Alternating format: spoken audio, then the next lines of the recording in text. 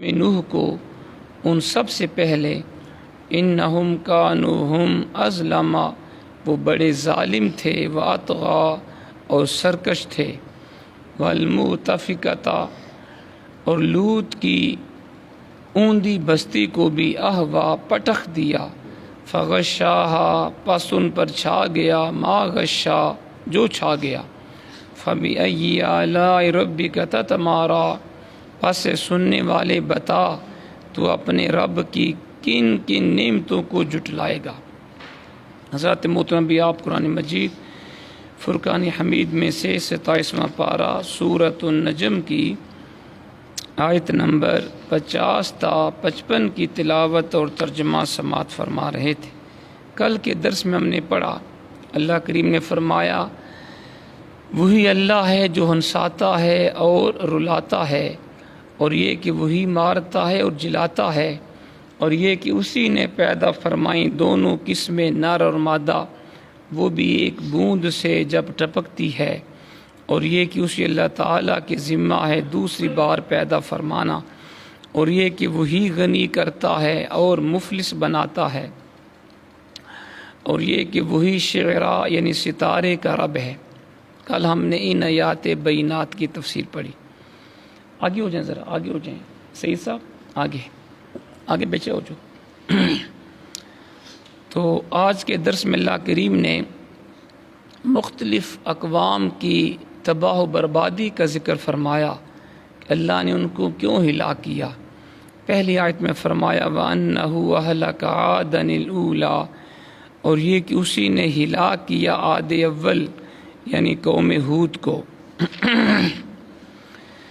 عاد اولا سے مراد عاد بن ارم بن عوس بن سام بن نوح کی اولاد ہے۔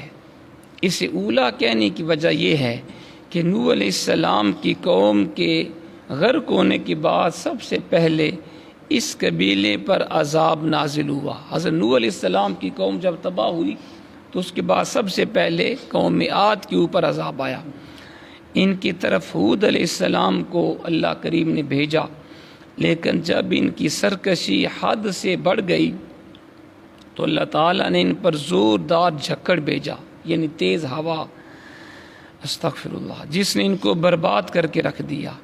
ان میں سے فقط وہی لوگ بچے جو حضرت ہود علیہ السلام پر ایمان لائے تھے، انہی کی اولاد کو عاد الآخرہ کہا جاتا ہے۔ جو بچ گئے ان کو عاد الآخرہ کہتے ہیں۔ سمود جو حضرت صالح علیہ السلام کی قوم تھی، اور قوم نوح جب ان کی نافرمانیاں اور اسیاں شعاریاں انتہا کو پہنچ گئیں، ان کو بھی تباہ و برباد کر دیا گیا۔ قوم عاد بھی تباہ ہو گئی، قوم لوط بھی، قوم سمود بھی، قوم صالح بھی، استغفر اللہ۔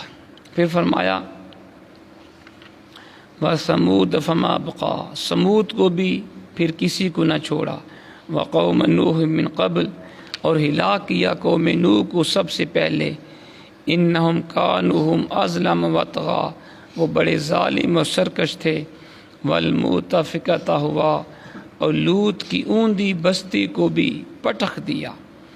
اس سے مراد مدائن قوم لوط علیہ السلام ہے، یعنی لوط علیہ السلام کی قوم مراد ہے۔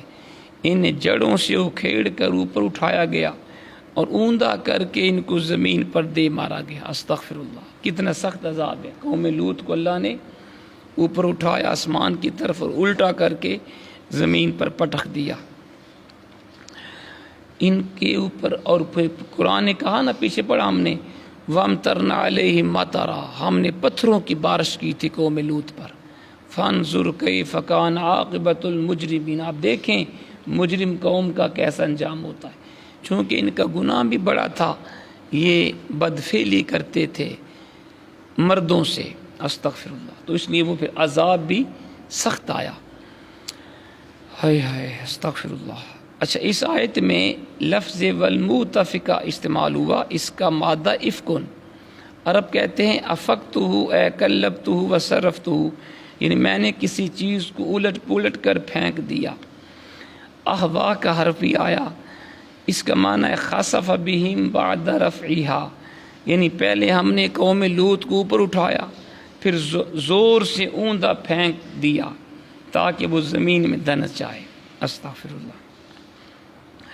پھر فرمایا فغشاہا ما غشا، پس ان پر چھا گیا جو چھا گیا۔ قوم لوط کی بستیاں زمین میں دھنس گئیں اور بحر مردار کا پانی ان پر چھا گیا، یعنی یہ سمندر کا نام ہے بحر مردار، اس کے اندر وہ تباہ ہوئے تھے اور ان کو موجوں سے پانی نے ڈھانپ لیا۔ ابھی تک بحر مردار کی پانی میں یہ بستیاں ڈوبی ہوئی ہیں۔ استغفر اللہ۔ سمندر کا پانی ان پہ چھایا ہوا ہے، یعنی آج تک یہ بستیاں، یہ جن کا ذکر ہوا ہے، قوم عاد کا، قوم سمود کا، قوم لوط کا، آج تک یہ بستیاں بحر مردار کے اندر ڈوبی ہوئی ہیں۔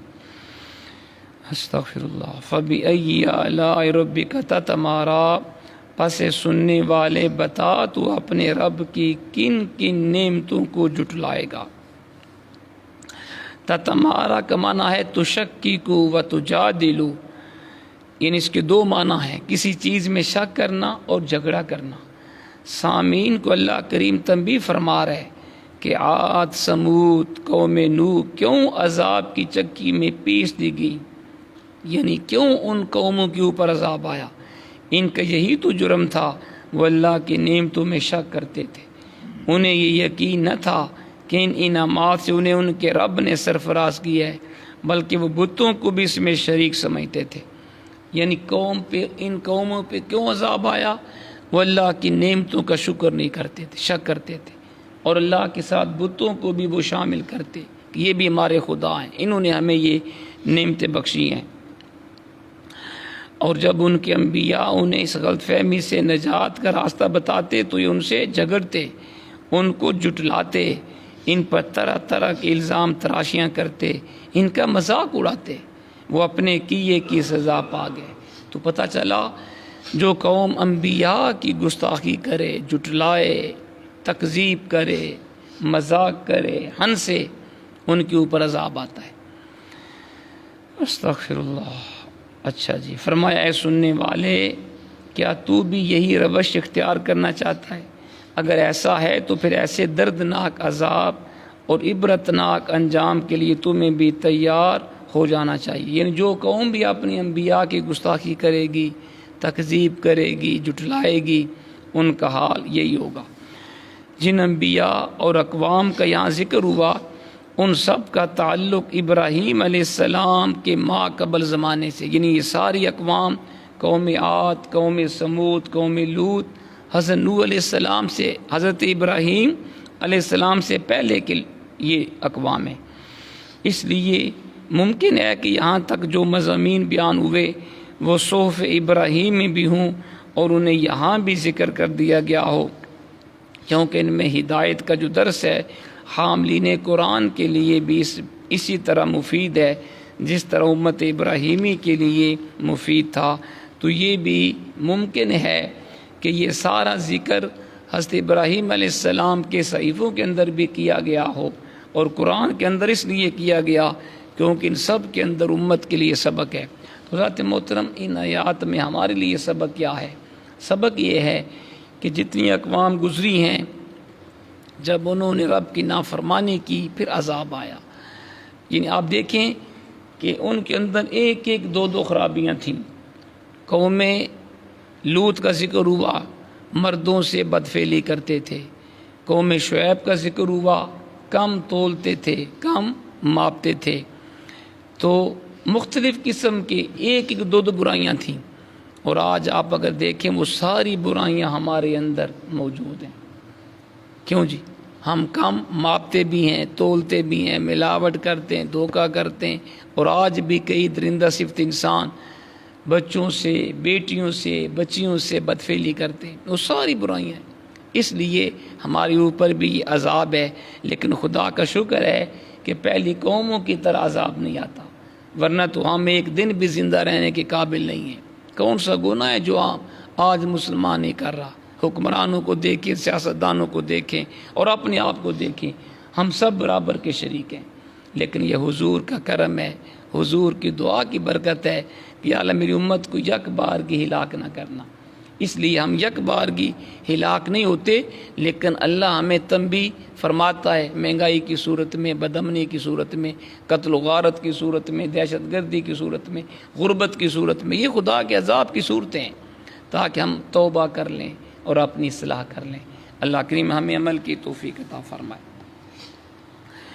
الحمدللہ رب العالمین والعاقبۃ للمتقین والصلاة والسلام علی سید الانبیاء والمرسلین۔ ربنا آتنا فی الدنیا حسنۃ وفی الآخرۃ حسنۃ وقنا عذاب النار۔ یا رب العالمین ہم سب کے گناہوں کو معاف فرما، تمام بیماروں کو شفائے کامل عطا فرما، تمام مسلمانوں کو قرآن و سنت پڑھنے سمجھنے اس پہ عمل کی توفیق عطا فرما۔ جو تیرے بندے درس قرآن میں حاضر ہیں سب کے اوپر کرم فرما، مشکلات پریشانیوں کو دور فرما، اپنی رضا عطا فرما، پیارے حبیب علیہ الصلاۃ والسلام کی محبت اور آپ کی اطاعت کی توفیق عطا فرما۔ ربنا تقبل منا انک انت السمیع العلیم وتب علینا انک انت التواب الرحیم۔ صلی اللہ علی حبیبہ محمد وآلہ وصحبہ۔